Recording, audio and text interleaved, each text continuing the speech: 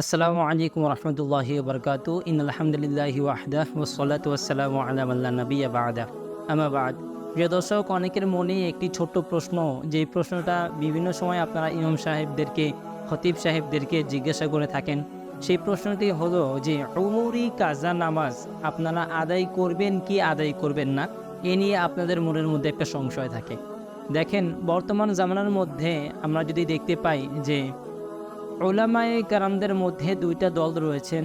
যারা এক দল উলামায়ে কেরাম তারা বলেছেন উমরি কাজা নামাজ বলতে কিছু নাই, তথা আপনি নামাজ যখন থেকে স্টার্ট করেন, আপনি নামাজ পড়তে শুরু করেন, আপনার উমরি কাজা যে সমস্ত কাজে ছুটে গিয়েছে আপনার বালেগ হয়ে যাওয়ার আগ পর্যন্ত নিয়ে এখন পর্যন্ত, বালেগ হয়ে যাওয়ার পর থেকে নিয়ে এই পর্যন্ত, সেগুলি আর পড়া লাগবে না। কিন্তু অপর একদল উলামায়ে কেরামদের মত কিন্তু রয়েছে যে আপনার উমরি কাজা নামাজ তথা কাজা নামাজ এটা কিন্তু আপনার আদায় করা লাগবে।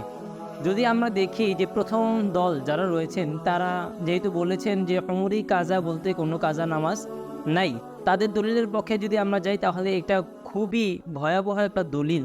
যে দলিলের মধ্যে আল্লাহ রাসূল সাল্লাল্লাহু আলাইহি ওয়াসাল্লাম বলেছেন, যেই ব্যক্তি ইচ্ছাকৃতভাবে নামাজ, এক ওয়াক্ত নামাজ, ফরজ নামাজ তরক করে দিবে, সে কিন্তু কাফের হয়ে যাবে।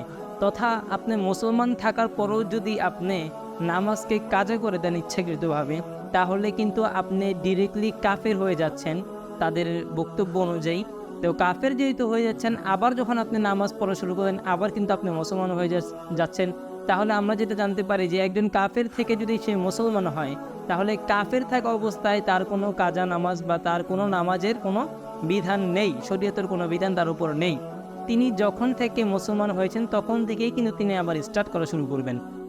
তো আপনি দেখেন, মাঝখানে আবার আপনি ছেড়ে দিলেন নামাজ, আপনি কাফের হয়ে গেলেন, আবার যখন প্রবেশ করলেন আবার আপনি মুসলমান হয়ে গেলেন। তাদের এই বক্তব্যটা যদি আমরা গ্রহণ করি তাহলে এটা এইভাবে ধরে নিতে হবে যে আপনি কাফের ছিলেন, এখন আপনি মুসলমান হলেন, তথা তাহলে আপনার আর কোনো কাজা নামাজ আদায় করা লাগবে না।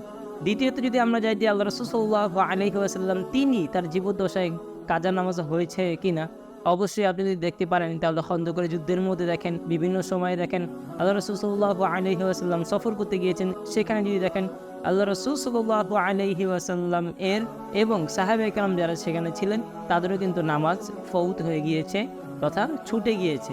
তো এই ক্ষেত্রে তারা ইচ্ছাকৃতভাবে নামাজ ছাড়েননি, তারা কিন্তু এই নামাজগুলি পরবর্তীতে পড়ে নিয়েছেন। আপনারা জানেন খন্দকের যুদ্ধের সময় যখন জোহরের নামাজ, আসরের নামাজ পড়তে পারেননি, এই নামাজটা কিন্তু রাতের বেলায় নবী করিম সাল্লাল্লাহু আলাইহি ওয়াসাল্লাম সহ সাহাবায়ে কেরামরা তারা পড়ে নিয়েছেন। এই যে কাজা নামাজটা তারা পড়ে নিয়েছেন। এক সফরে রাসূল সাল্লাল্লাহু আলাইহি ওয়াসাল্লাম ছিলেন, সেখানে কিছু সাহাবায়ে কেরামরা ছিলেন। বিলাল রাদিয়াল্লাহু তাআলা আনহুকে বলা হয়েছিল যে তুমি ফজরের সময় জাগিয়ে দিবে। বিলাল রাদিয়াল্লাহু তাআলা আনহু তিনিও যেহেতু সফর করেছিলেন, ক্লান্ত, তিনিও ঘুমিয়ে পড়েছিলেন। ফজর হয়ে গেল, তারপরে সূর্য যখন কিরণ রাসূল সাল্লাল্লাহু আলাইহি ওয়াসাল্লামের চেহারা মুবারকে লাগলো, রাসূল সাল্লাল্লাহু আলাইহি ওয়াসাল্লাম সর্বপ্রথম তিনি ঘুম থেকে উঠলেন এবং তিনি সহ বিলাল রাদিয়াল্লাহু আনহুকে বললেন যে আজান দাও, আমরা নামাজ আদায় করব। তো এই ক্ষেত্রে দেখা যায় যে কাজা নামাজ রাসূল সাল্লাল্লাহু আলাইহি ওয়াসাল্লাম তিনি তার জীবদ্দশায়ও পড়েছেন। এই ক্ষেত্রে একদল উলামায়ে কেরাম বললেন, বালেগ হয়ে যাওয়ার পর থেকে নিয়ে আপনার এই পর্যন্ত যদি আপনার কোনো নামাজ ছুটে যায় শয়তানের প্ররোচনায়, তাহলে আপনার অবশ্যই সেই কাজা নামাজটা আদায় করা লাগবে। অন্যান্য উলামায়ে কেরাম এটাও বলেছেন যে আপনার সুন্নত এর থেকেও বেশি গুরুত্বপূর্ণ হলো আপনার কাজা নামাজ, যেগুলো ফৌত হয়ে গিয়েছে, যেগুলো আপনি ছেড়ে দিয়েছেন অনিচ্ছাকৃতভাবে হোক অথবা শয়তানের প্ররোচনায় হোক, সেগুলি আপনার আগে আদায় করা লাগবে। তো এক্ষেত্রে আমরা দেখতে পাই যে কাজা নামাজের গুরুত্ব অপরিসীম। তো এই নামাজটাকে অবহেলা করে ছেড়ে দেওয়ার কোনো কারণ নাই। কিন্তু আমরা পড়বো কীভাবে, সেটার একটা সুন্দর পদ্ধতি হলো আপনি একদিনে সব রাকাত নামাজ পড়ে ফেলবেন, এটার কোনো দরকার নেই। আপনি একদিনে ফজরের নিয়ত করে হে আল্লাহ আমার যে সমস্ত ফজরের নামাজ কাজা হয়ে গেছে তার সর্বশেষটা আমি আদায় করতেছি, 2 রাকাত পড়লেন।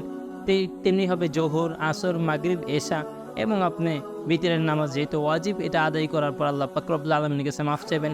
প্রতিদিন না পারেন আপনি সপ্তাহে 2-3 বার হলেও এই নামাজটা আদায় করেন, তাহলে ইনশাল্লাহ আপনার কাজা নামাজের যেই সওয়াবটা আছে ইনশাল্লাহ আপনি সেটা পেয়ে যাবেন। আর আল্লাহ পাক রব্বুল আলামিন অবশ্যই আপনাকে তাহলে মাফ করে দিবেন আপনার চেষ্টার মাধ্যমে।